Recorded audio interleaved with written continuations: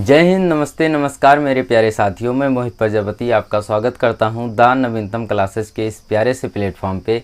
मेरे साथी, हमने फाउंडेशन बैच को स्टार्ट किया जिसमें बिल्कुल बेसिक से आपको इंग्लिश पढ़ाने का वादा किया। और आज इस सिलसिले में आज हमारी क्लास वॉइस में जिसमें हम पढ़ने वाले हैं प्रेजेंट कॉन्टिन्यूअस टेंस को। हमने कल की क्लास में सीखा था कि प्रेजेंट इंडेफिनिट यानी प्रेजेंट इंडेफिनिट का एक्टिव से पैसिव कैसे बनता है और सारे नियम पे चर्चा की। हमने उसमें सीखा अफर्मेटिव सेंटेंस का एक्टिव से पैसिव कैसे बना, इंटेरोगेटिव सेंटेंस का एक्टिव से पैसिव कैसे बना, निगेटिव का एक्टिव से पैसिव कैसे बना। इंटेरोगेटिव में दो टाइप हुए, एक ये हुआ एस या नो टाइप, एक हुआ WS टाइप का एक्टिव से पैसिव कैसे बना। सारी बातों पे चर्चा होते होते आज की क्लास में हम सीखने वाले हैं प्रेजेंट कॉन्टिन्यूअस का एक्टिव से पैसिव कैसे बनता है, क्या क्या रूल हैं, सारी बातों पे चर्चा होगी। तो मेरे दोस्त, आज जो हमारी क्लास से नए जुड़ रहे हैं उनसे एक रिक्वेस्ट है कि आप जाके पहले पिछली वीडियो को देख कर आएँ, देन एंजॉय दिस क्लास। तो इसके बाद इस क्लास को एंजॉय कीजिए। तो मेरे दोस्त, आपको वीडियो अच्छी लगती होगी तो आप शेयर भी कीजिए, लाइक भी कीजिए, सब्सक्राइब भी कीजिए। और हम बहुत ही मेहनत से आपको सारे कॉन्सेप्ट को अच्छे से क्लियर करवा रहे हैं, तो आप देखते जाइए और सीखते जाइए। चलिए, एक बार फिर से आपका स्वागत है इस जानदार, शानदार और ज़बरदस्त आज की होने वाली क्लास में। चलिए हम शुरू करते हैं। क्या एक्टिव से पैसिव कैसे बनता है प्रेजेंट कॉन्टिन्यूअस टेंस का। हम यहाँ पे लिखेंगे क्या, प्रेजेंट कॉन्टिन्यूअस का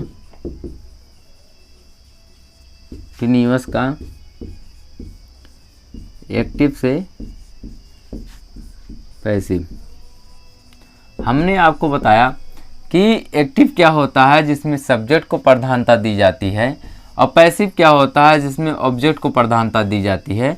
हालांकि अब सब्जेक्ट और ऑब्जेक्ट के बारे में हमें बताने की बहुत ज़्यादा ज़रूरत नहीं है, क्योंकि आप जानते हैं कि सब्जेक्ट वो होता है जो कार्य को करता है, ऑब्जेक्ट वो होता है जो सब्जेक्ट के बारे में बताता है। यानी कि अब हमें ये सीखना है कि सब्जेक्ट को ऑब्जेक्ट, ऑब्जेक्ट को सब्जेक्ट कैसे बनाना है। इन सारी बातों पे हम आज सब बात करेंगे।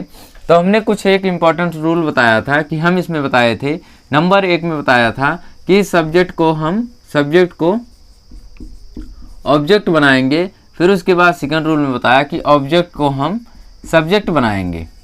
2 रूल हुआ। और तीसरा रूल क्या हुआ, हम जो ये वाला ऑब्जेक्ट है इसके अनुसार हम क्या लगाएंगे, बी फॉर्म को लगाएंगे। उसके बाद हम 4th नंबर में बताया कि वर्ब की 3rd फॉर्म का यूज करेंगे। ये आपका बेहद इम्पॉर्टेंट है। इसी रूल पे सारे सेंटेंस हल होंगे। जैसे हमने अब यही बता देते हैं, जैसे एक सेंटेंस लेते हैं, जैसे he is writing a letter. आप देखिए इस सेंटेंस को, he is writing a letter. ये सेंटेंस आपका हुआ एक्टिव वॉइस का। ये आपका एक्टिव हुआ क्योंकि इसमें सब्जेक्ट का जो ही है इसका जोर हम राइटिंग पे दे रहे हैं। तो इसका मतलब ये हुआ कि हमारा ये एक्टिव वॉइस हुआ। अब इसका पैसिव वॉइस कैसे बनता है कि हम उसमें एक रूल देखेंगे कि हम सब्जेक्ट को ऑब्जेक्ट बनाएंगे। ये तो अभी लास्ट में करेंगे। फिर इसका सेकंड रूल क्या है कि ऑब्जेक्ट को सब्जेक्ट बनाइए। तो यहाँ पे ऑब्जेक्ट क्या है, आ लेटर है। आ लेटर को हम क्या करेंगे, सब्जेक्ट बनाएंगे। आ लेटर, ठीक, आ लेटर। फिर उसके बाद हम इज लिखेंगे। इज के साथ हम क्या बताए थे, बींग लगेगा, यानी कि बी फॉर्म में इज के साथ हमेशा ING लगता, तो बी में ING लगाएंगे, बींग हो गया। उसके बाद वर्ब की 3rd फॉर्म यानी कि राइट का क्या 3rd फॉर्म लिखेंगे, रिटर्न। तो ये आपका रिटर्न हुआ। रिटर्न के बाद हम क्या बोले थे कि आपका जो सब्जेक्ट से ऑब्जेक्ट बनेगा उसको हम क्या लगाएंगे, बाय लगाकर बनाएंगे। तो वही बाय लगाकर हम क्या करेंगे, सब्जेक्ट को ऑब्जेक्ट बना देंगे। तो ही का ऑब्जेक्टिव फॉर्म क्या होता है, हिम होता है। उम्मीद है आपको ये सेंटेंस समझ में आया। तो यहीं से एक स्ट्रक्चर तैयार हुआ प्रेजेंट कॉन्टिन्यूअस टेंस का। प्रेजेंट कॉन्टिन्यूअस टेंस का सिंटेक्स तैयार हुआ एक्टिव से पैसिव वाला। अब ये पैसिव फॉर्म जब बनेगा, यानी कि पैसिव फॉर्म जब बनेगा तो कैसे सिंटेक्स का यूज होगा उसको बताएंगे। जैसे कि हम जो सब्जेक्ट, जो ये ऑब्जेक्ट यहाँ पे आएगा तो उस ऑब्जेक्ट को हम यहाँ सब्जेक्ट बनाएंगे, यानी कि ये सब्जेक्ट का कार्य करेगा।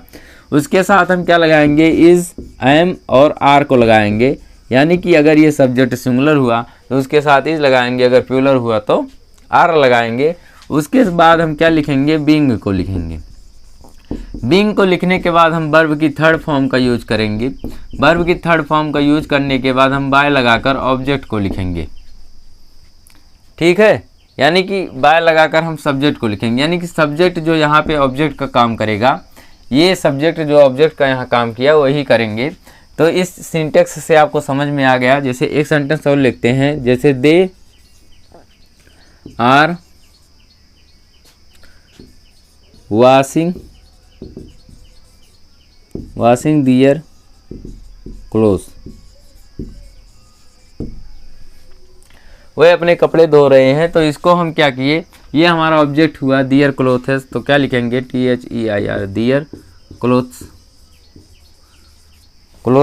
फिर क्या लिखेंगे, आर के साथ हम क्या लगाएंगे, बीइंग लगाएंगे, बीइंग लगाएंगे। फिर वाश का थर्ड फॉर्म क्या लिखेंगे, वाश्ड बाय देम लिखेंगे। उम्मीद है आपको यहाँ तक समझ में आया हम क्या कर रहे हैं क्या नहीं। इसी के अनुसार लिखे, जो यहाँ पे ऑब्जेक्ट था उसके अनुसार हम यहाँ आर लगाए, उसके साथ बीइंग, फिर वर्ब की थर्ड फॉर्म, फिर बाय लगाकर हम सब्जेक्ट को ऑब्जेक्ट बना दिया। उम्मीद है आपको समझ में आया। एक सेंटेंस और लिखते हैं, जैसे he is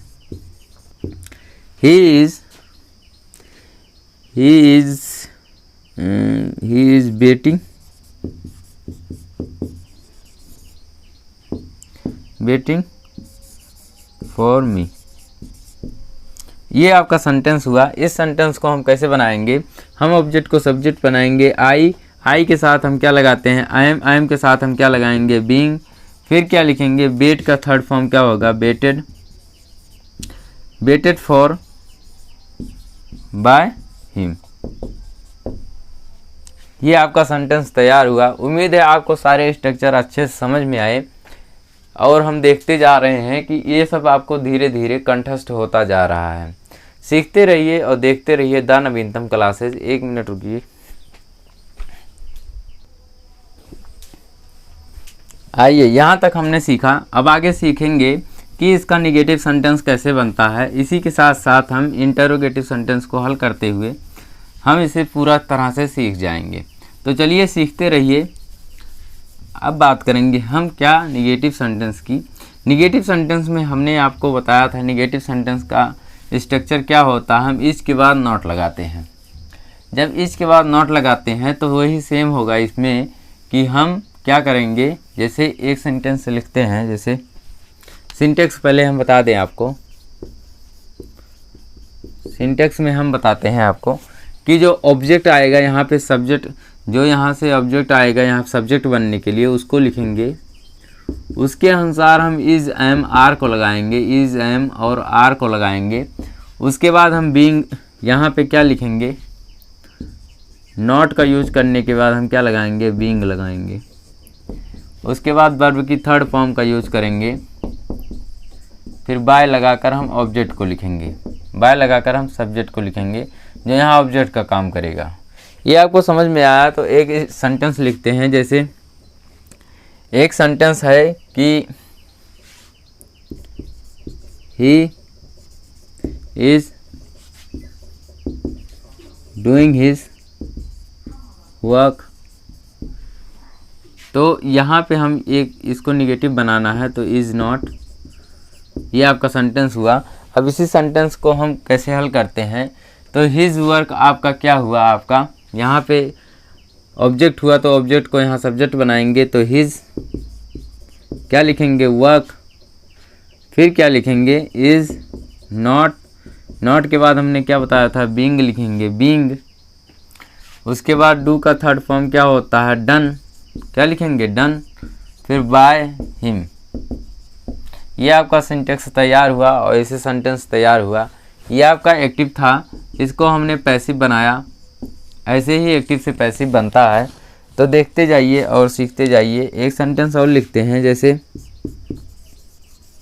they are not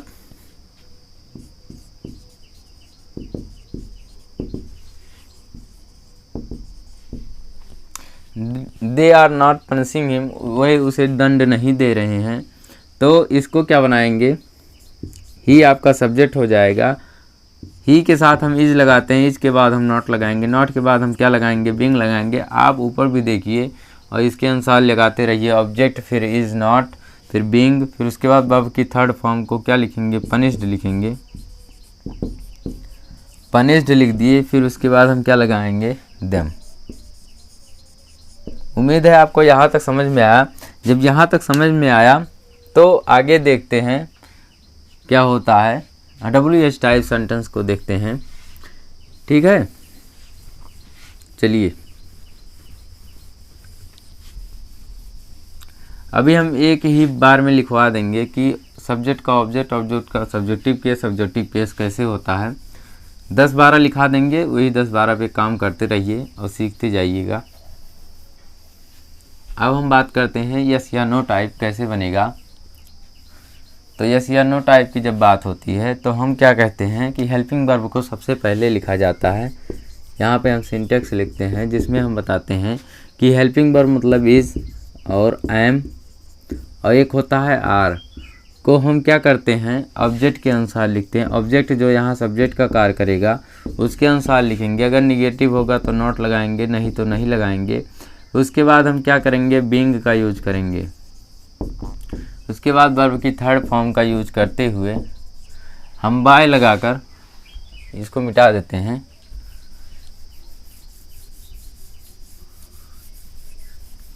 यहाँ पे क्या करेंगे, बाय लगाकर हम क्या लिखेंगे, सब्जेक्ट को लिखेंगे। जैसे एक सेंटेंस आपको हम बता रहे हैं, जैसे कि एक सेंटेंस है,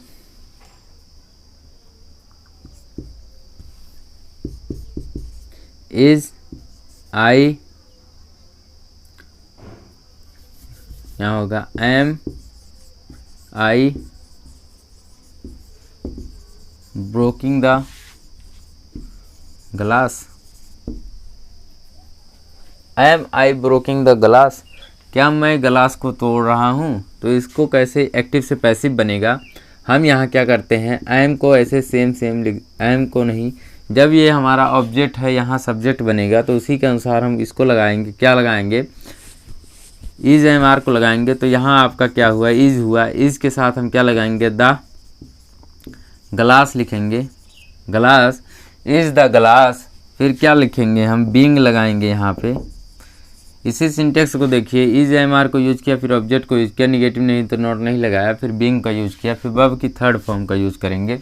वर्ब की थर्ड फॉर्म क्या होता है, ब्रोक, ब्रोक। फिर ब्रोक के बाद हम क्या लिखेंगे, बाय, फिर आई का